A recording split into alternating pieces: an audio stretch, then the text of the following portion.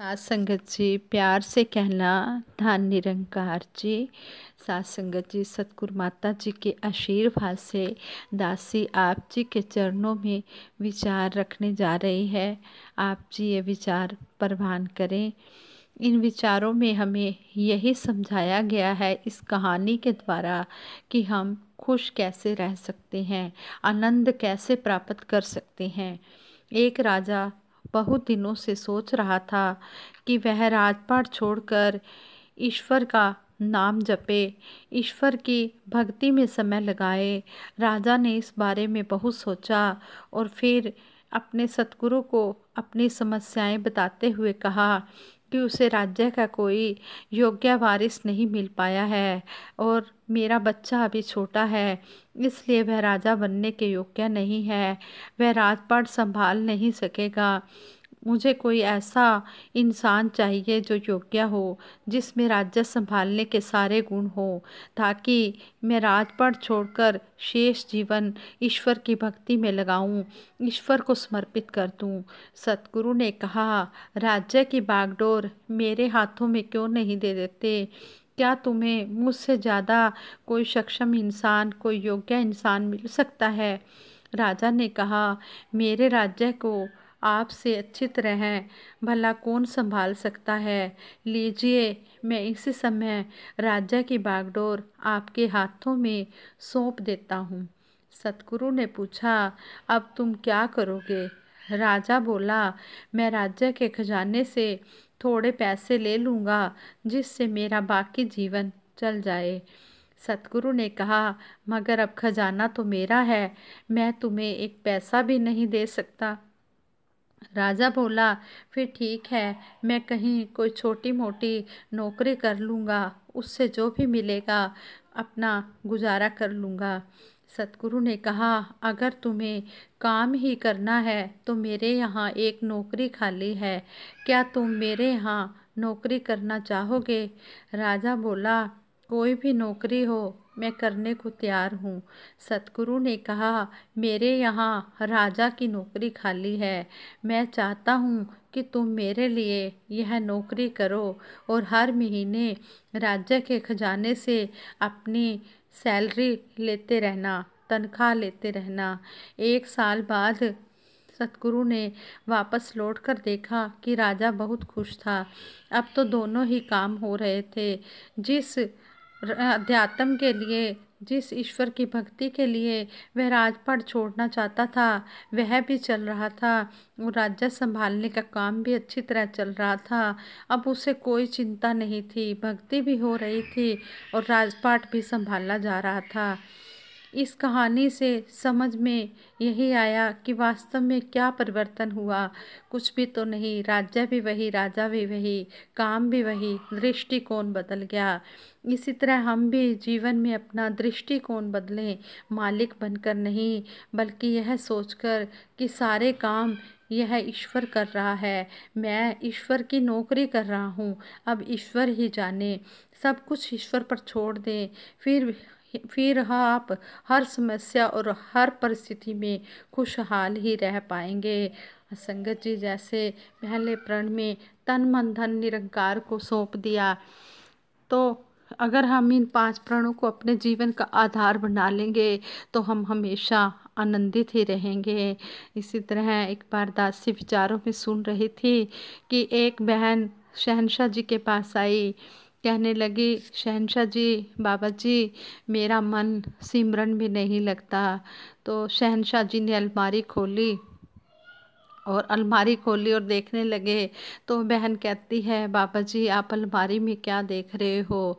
बाबा जी कहते हैं कि आप मेरे को अपना मन दे गए थे, तो मैं वो मन देख रहा हूँ आपका। तो आगे से वो बहन कहती है, बाबा जी मुझे माफ़ कर देना, मैं तो भूल ही गई थी कि मैंने पहले प्रण में ही तन मन धन आपको सौंप दिया है, फिर ये मन तो आपने ही सुमिरन में लगाना है। इस तरह हमें इस कहानी द्वारा भी समझाया गया है कि अगर हम सतगुरु को सब कुछ समर्पित कर देते हैं कि मेरा मुझ में कुछ नहीं, जो कुछ है सो तेरा, तेरा तुझको सौंप दे, क्या लागे है मेरा, फिर तो हम अपनी ज़िंदगी में हमेशा आनंद ही आनंद लेते रहेंगे। और अगर हम यह सोचेंगे कि यह चीज़ मेरी है, यह मेरा है, अगर हम तेरा तेरा करेंगे तो हर समय हमें सुख मिलेंगे, खुशियाँ मिलेंगे। और अगर मेरा मेरा करेंगे तो हम फिर मैं में ही रह जाएंगे। जैसे सतगुरु बाबा हरदेव सिंह जी महाराज ने कहा है, मैं का दान करके आना, सेवा के मैदान में नम्रता को धारण करना, क्या रखा अभिमान में। जैसे शहनशाह जी ने भी, सतगुरु बाबा हरदेव सिंह जी महाराज ने भी कह दिया है कि हमने मैं को छोड़ कर आना है। यहाँ पर तो तू का ही सिमरन होता है, तू ही होता है, मैं नहीं होती। जब मैं होती है, तू मैं होती है, तो वहाँ झगड़ा होता है। जैसे एक बार कहीं झगड़ा हो रहा था तो महात्मा आकर कहते हैं दूसरे महात्मा से कि फलां जगह पर तू मैं का झगड़ा हो रहा है। तो आगे से वो महात्मा कहते तू तो नहीं हो रहा होगा, मैं हो रही होगी। अगर तू हो तो वहाँ पर झगड़ा हो ही नहीं सकता। यह सतगुरु ने हमें सिमरन मूल मंत्र दिया है, तू ही निरंकार, मैं तेरी शरण हाँ, मैनू बख्श लो। जब हम ऐसे हर चीज़ समर्पित कर देते हैं तो फिर हम हमेशा खुशियाँ ही खुशियाँ प्राप्त करते हैं। ऐसे ही दासी एक कहानी और आप जी के चरणों में रखेगी। एक राजा को अपने लिए सेवक की आवश्यकता थी, नौकर की आवश्यकता थी। उसके मंत्री ने 2 दिनों के बाद एक योग्य व्यक्ति को राजा के सामने पेश किया।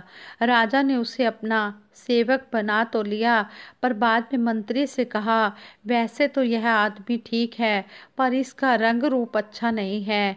मंत्री को यह बात अजीब लगी, पर वह चुप रहा। एक बार गर्मी के मौसम में राजा ने उस सेवक को पानी लाने के लिए कहा। सेवक सोने के बर्तन में पानी लेकर आया। जब राजा ने पानी पिया तो पानी पीने में थोड़ा गर्म लगा। राजा ने वह पानी फेंक दिया। वह बोला, इतना गर्म पानी, वह भी गर्मी के इस मौसम में, तुम्हें इतनी भी समझ नहीं। मंत्री यह सब देख रहा था। मंत्री ने उस सेवक को मिट्टी के बर्तन में पानी लाने को कहा। राजा ने वह पानी पीकर संतुष्टि अनुभव की, खुश हो गया, उसकी प्यास बुझ गई। इस पर मंत्री ने कहा, महाराज, बाहर को नहीं भीतर को देखें। सोने का बर्तन बहुत सुंदर, मूल्यवान और अच्छा है, लेकिन शीतलता प्रदान करने का गुण इसमें नहीं है। मिट्टी का बर्तन बहुत साधारण है, लेकिन इसमें ठंडा बना देने की शक्ति है, इसमें शीतलता है। कोरे रंग रूप को न देखकर गुणों को देखें। उस दिन से राजा का जो नजरिया था वो बदल गया। सम्मान, प्रतिष्ठा, यश, श्रद्धा पाने का अधिकार चरित्र को मिलता है, चेहरे को नहीं। जैसे चाणक्य जी ने कहा है कि मनुष्य गुणों से उत्तम बनता है, न कि ऊंचे आसन पर बैठने से या पदवी से।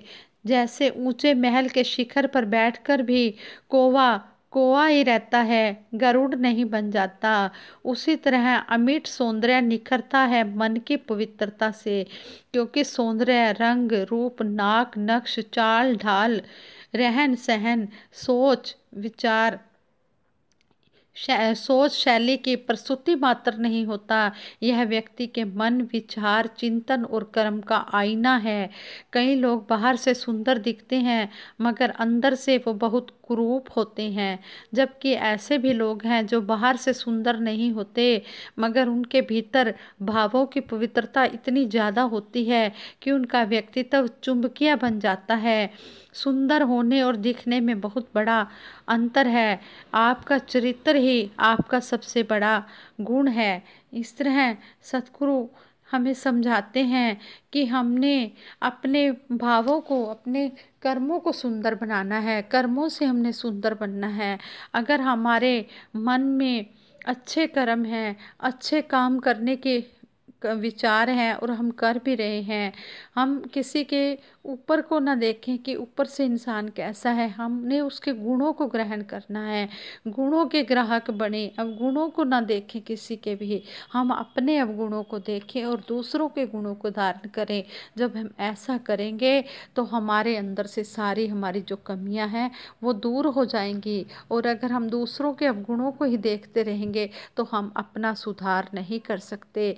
इस इन विचारों द्वारा भी हमें यही समझाया गया है कि हमने अपने अंदर को सुंदर बनाना है, हमने आत्मा को सुंदर बनाना है, हमने इतने अच्छे कर्म करने हैं, हमने दूसरों की सहायता करनी है, किसी का दिल नहीं दुखाना, हमेशा हमने प्रेम भाव नम्रता से रहना है, मीठी बोली बोलनी है, किसी को कड़वे वचन नहीं कहने, किसी का दिल नहीं दुखाना, भूल कर भी हम किसी का दिल ना दुखाया करें। जैसे भी हमें सतगुरु ने बनाया है, जैसे भी हमें सिखाया है, हमने उन वचनों को अपने आचरण में लाना है। हमने अपना चरित्र अच्छा रखना है, अपनी वाणी अच्छी रखनी है, मधुर भाषा बोलनी है और अंदर बाहर से एक ही होना है। अंदरों बाहरों इको होइए ताए रब परवान करे, कहे अवतार ए भोले भाई, बंदे दा कल्याण करे। संगत जी, अगर दासी से ये विचार करते हुए कोई त्रुटि हो गई हो, कोई गलती हो गई हो, तो दासी को क्षमा कर देना और आगे के लिए सुमत बख्शना। संगत जी, ਸਾਰੇ ਸੁਖ ਦੁਨੀਆ ਦੇ ਪਾ ਦਿਓ ਸਾਡੀ ਝੋਲੀ ਵਿੱਚ, ਫਿਰ ਵੀ ਮਿਲਾਈ ਰੱਖਣਾ ਸੰਤਾਂ ਦੀ टोली ਵਿੱਚ। दासी सिमरन कराएगी, सभी ने मिलकर सिमरन में साथ देना है।